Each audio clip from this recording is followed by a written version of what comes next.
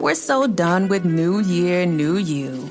This year, it's more you on Bumble. More of you shamelessly sending playlists, especially that one filled with show tunes. More of you finding Geminis because you know you always like them. More of you dating with intention because you know what you want. And you know what? We love that for you. Someone else will too.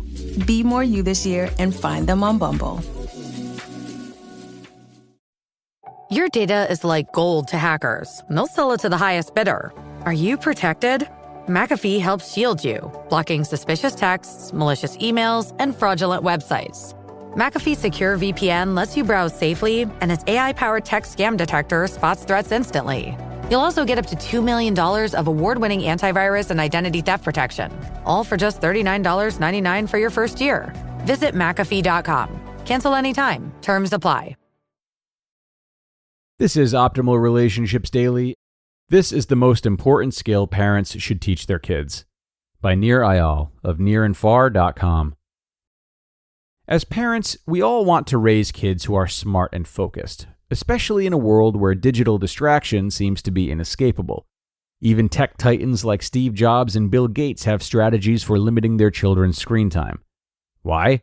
Because in the future, there will be two kinds of people in the world. Those who let their attention and lives be controlled and coerced by others, and those who proudly call themselves indistractable. Becoming indistractable is the most important skill for the 21st century, and it's one that many parents fail to teach their kids. After years of studying the intersection of psychology, technology, and how we engage with it, one of the biggest mistakes I see parents making is not empowering their kids with the autonomy to control their own time. Allowing them to do so is a tremendous gift. Even if they fail from time to time, failure is part of the learning process. Parents need to understand that it's okay to put their kids in charge, because it's only when they learn to practice monitoring their own behavior that they learn how to manage their own time and attention. Teach them at a young age. When my daughter was 5 and already insisting on iPad time with unrelenting protests, my wife and I knew we had to act. After we all calmed down, we did our best to respect her needs in the way Richard Ryan, one of the most cited researchers in the world on the drivers of human behavior, recommends. We explained, as simply as we could, that too much screen time comes at the expense of other things.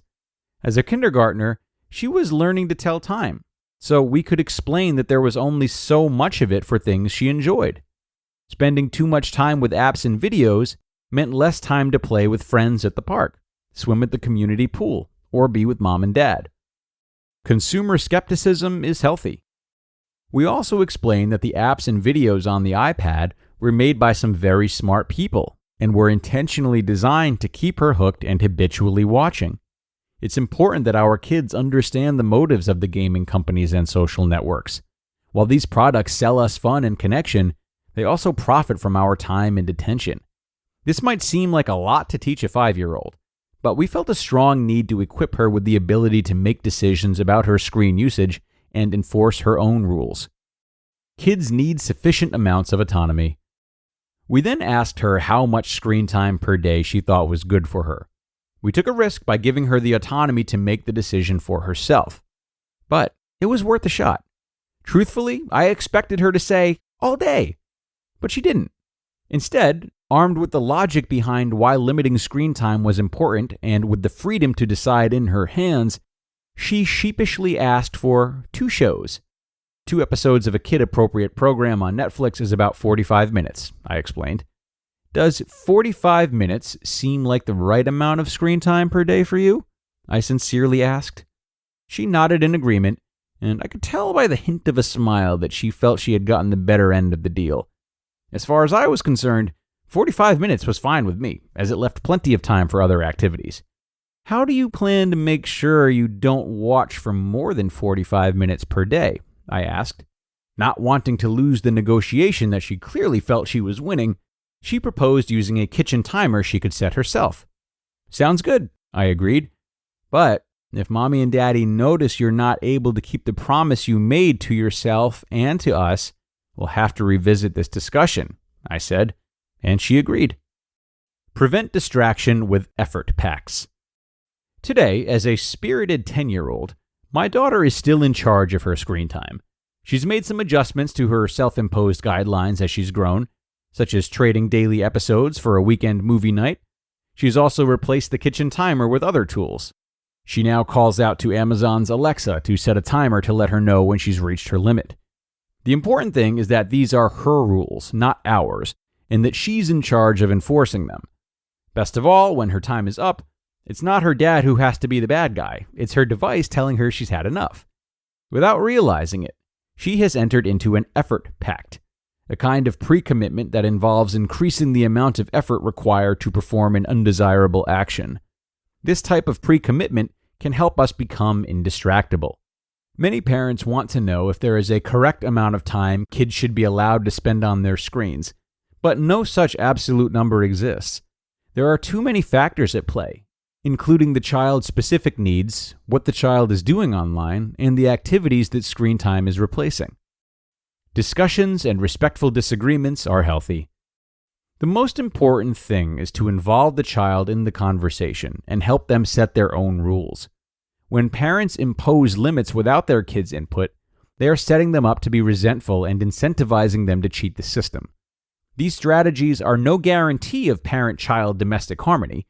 In fact, we should expect to have heated discussions about the role technology plays in our homes and in our kids' lives, just as many families have fiery debates over giving the car keys to their teens on a Saturday night.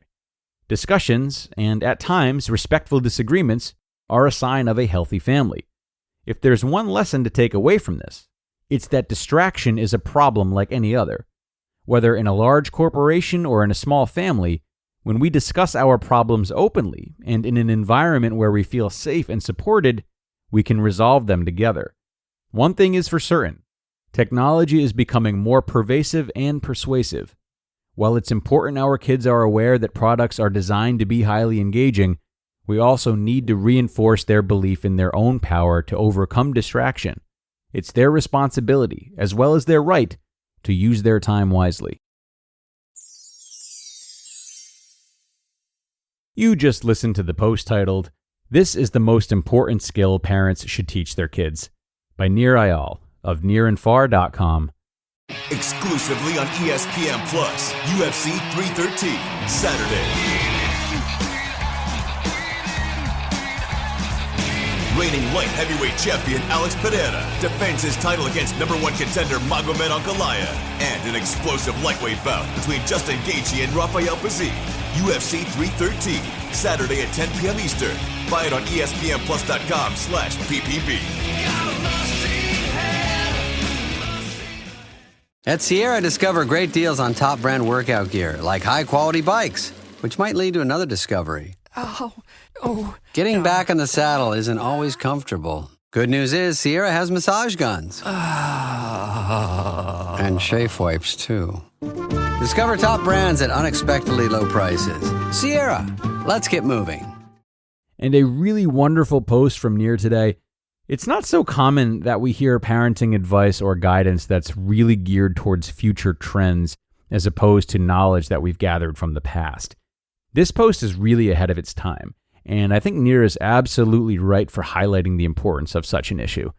But what I might have found most endearing about this article is the way he describes negotiating with his daughter. Even at such a young age, she and other children are able to understand these big topics so long as they're relayed as seamlessly as Nir has done. This respect for kids' autonomy is also really exemplary parenting. There are ways of guiding our children and maintaining our power as parents without overpowering them or making them feel as though they have no space to make decisions. So, whether you have to talk with your kids about the realities of technological addiction or something else, use Nir's conversation as a template and give your children a healthy sense of confidence. All right, folks, it is Friday. I know you want to get out of here and paint the town red, whatever you ORD listeners do.